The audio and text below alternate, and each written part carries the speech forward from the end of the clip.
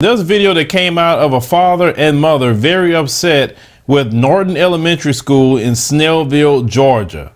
Now, this father's upset because this is not the first time that they have lost their 5-year-old child. And I want you to hear the father and his anger with the whole situation, but then we're going to talk about what happened afterwards, because that's a little bit more upsetting than actually what you're hearing in the video. For themselves. No. Can I explain to you, sir? Can I just talk to you, explain to you? What we do is they have a big screen in their room, and when their bus comes up, we have adults all through the hallway here that help. So if y'all got adults all through the hallway, how did that happen for the third time? Okay. Not the first. The first time I was calm. I was understanding because I understood it could happen. The second time I was mad, but I let it go. The third time, my son called me from the bus, crying, yelling, screaming, talking about he don't know where his sister is. Right. I'm supposed to be at work, which is an hour away from where we live here in Snellville. Now imagine if I went to work. Right. My 5-year-old daughter would be here. Stuck. Miss Curry left early today. We did have the parapro in the room. I don't know what happened, but I can try to get Miss Fields and we can try to figure out what happened. Unacceptable. Let me ask you Unacceptable.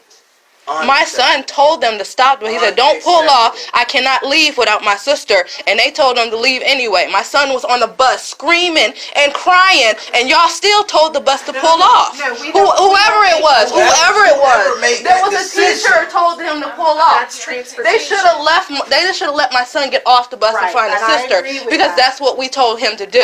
They didn't allow him to get off the bus. That's transportation. That's a separate. It was a teacher that told him. If y'all allow these buses to come pick these kids up, therefore you're responsible. No, sir. When you're they responsible get on the bus, when they decide if they can keep them or I not. release my child to get on your bus to come to your school. Until my child makes it home through my door, you're responsible for my child, not me. No. You are. Until my child reaches back down. Until my child reaches back down where I live, you're responsible for my child getting home. I got it.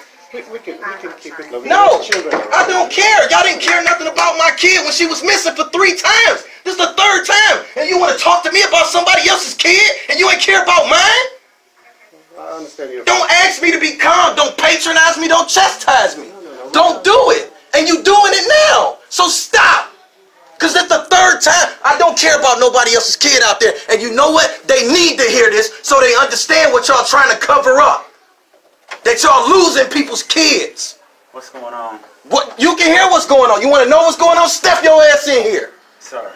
That's what you can do. Step in here. The 3rd time that my daughter has been lost. Do you want to talk? Because we can talk. Step in. Let's go back in. No, we're not going nowhere. We're going to stand right here. Let me write something down what you want to share with us. It ain't nothing for you to write down. What you want to write down? What you want to write down? This is the first. But this is my 3rd time though. Understand that as a father. This is my 3rd time that y'all have lost my 5-year-old daughter, my baby. This is the 3rd time y'all lost her. And my son called me from the bus crying, wondering where his damn sister is. This is the 3rd time. And it's crazy that ain't none of y'all heard about this. Right. This has happened 3 times. And the 2nd time, y'all tell me that if we don't come get her by 4 o'clock, y'all ain't responsible for her. That's what the lady who sits right there said to me. She said that there's a teacher's party at 4 o'clock. And so after 4 o'clock, she's not responsible for my child because she has to go to a teacher's party. Well, I'm sorry to hear that, and I'm going to apologize for that. I was off campus yesterday. That's why.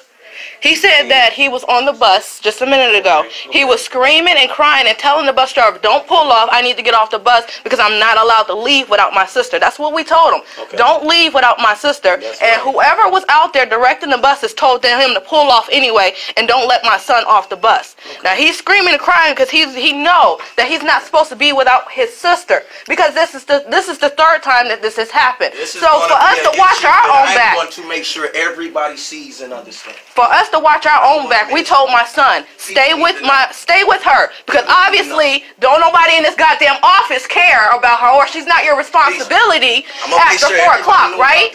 So after that, I said, don't leave without my daughter. So he did what he was supposed to do, but somebody told the bus to go. You're right. And we work an hour away from here, so there's no way we can make it to this school on time. This is the third time. The third time. What are we supposed to do? I don't even trust y'all no more. That's terrible. The last time, the last time, I gotta worry every day if my daughter is gonna make it on the damn bus. The last time she was in the hallway sleep, they just skipped over, they just missed over her. In the hallway sleep with a line full of kids, but they missed her. The first time she was wandering around the hallways on the side where the parents pick her up, and she never been on that side of the hallway. So who is watching our child? Nobody.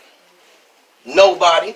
Ain't nobody watching these goddamn They shouldn't have to come to school and be scared. She comes to school and be scared.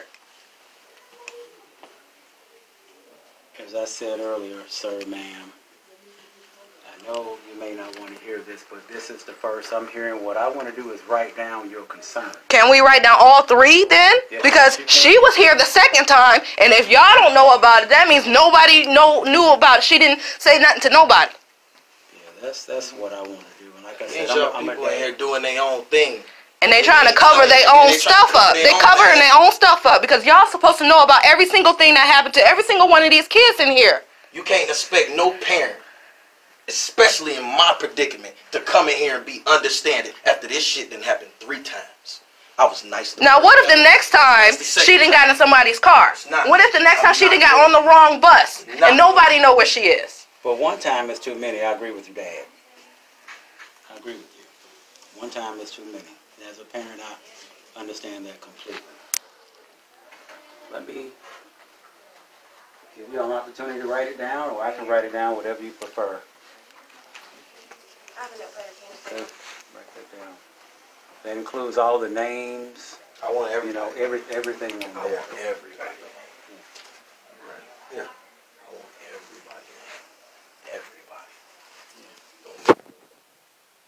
Now, the very first time that this little girl was lost, where the parents could not find her at all, and the school don't want to really take any kind of responsibility for losing this child, even though you have given them your child to be responsible for, to protect them, get their education, etc. So just a 5-year-old little girl, it happened at the beginning of the school year. Now, the little girl was left behind and she was found wandering in an area where they pick up the kids. So basically the car rider area. The second time was during winter break. She was kind of dozing off, taking a nap, and she was left behind that time. And the school found the little girl and say, oh, well, you know, you have to come pick her up by 4 p.m. or we're not responsible. Yes, a school stated this. And then this situation is the third time.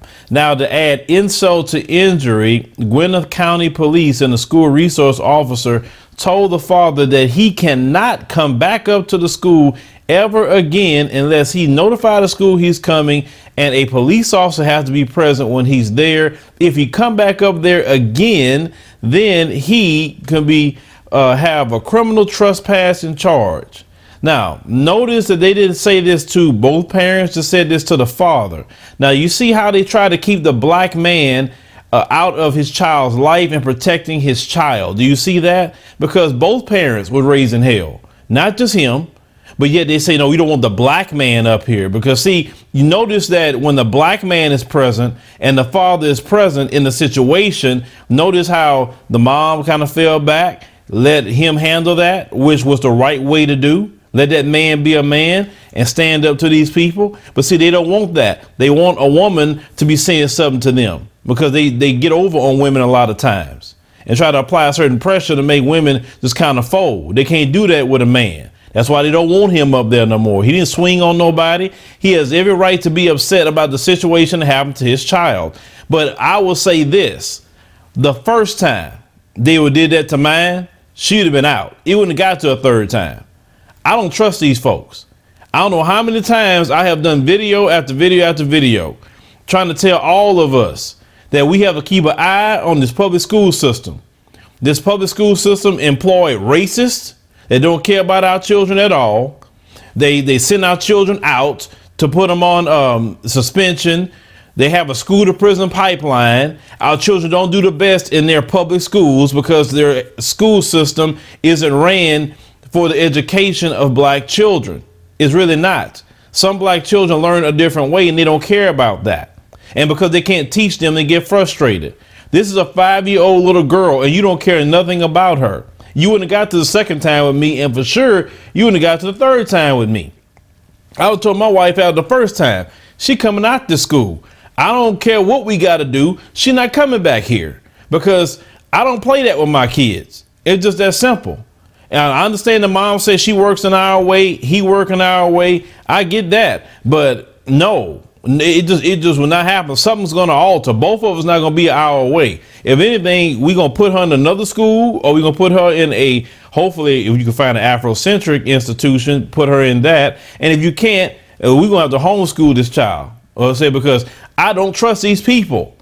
You know, you got teachers sleeping with students, molesting students. I just did a video last week where an 8-year-old little boy wanted to go to the restroom. The teacher wouldn't let him, told him to use the restroom in the classroom. So have him pulling out his, private parts and using the restroom in a trash can. I mean, it's the things that happen in public schools, and they do this to black children all the time. Then you say something, you get angry, and you have a right to. Then all of a sudden the police tell you can't come up there no more.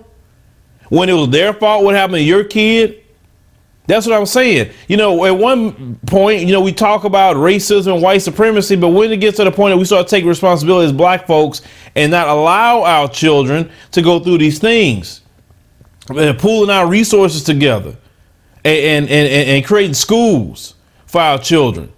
We need to do that. We can't, keep complaining. We already know this system is not built for the betterment of our children. We complain about the police, but yet the police is roaming around in the schools.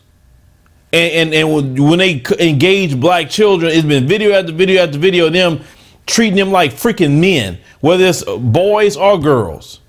And yet we were okay with this, and we still entrust them to educate our children. It's that old saying, if they don't treat you right, how you expect them to educate you right? We can't trust our precious children in these public schools. And I'm going to tell you this much. White folks wouldn't have put up with that the first time. But see, black people, we allow too many people to get away with things with us. Our children are precious. We have to protect them. We have to. Pull that child out of that school. That child don't need to go back to that school. Come on now. I don't know if y'all did or not. I'm not saying you didn't. But that child got to come out. Second of all, they need to sue. Because I'm a firm believer of lawsuits. Trust me, you pull something with my kid, you pull something with me. If they, you discriminate against me, and I got proof of it, of course, I'm not going to just say nothing frivolous. I got to have you dead to rights. So I'm not going to waste my time. Then sue they behinds. That's how I feel about it. Black folks have to start using the same laws they use. You can do that. And most states allow you to homeschool anyway. We have to start looking into that. If mom have to homeschool, and brother have to step up and take on more responsibilities in the area of finance.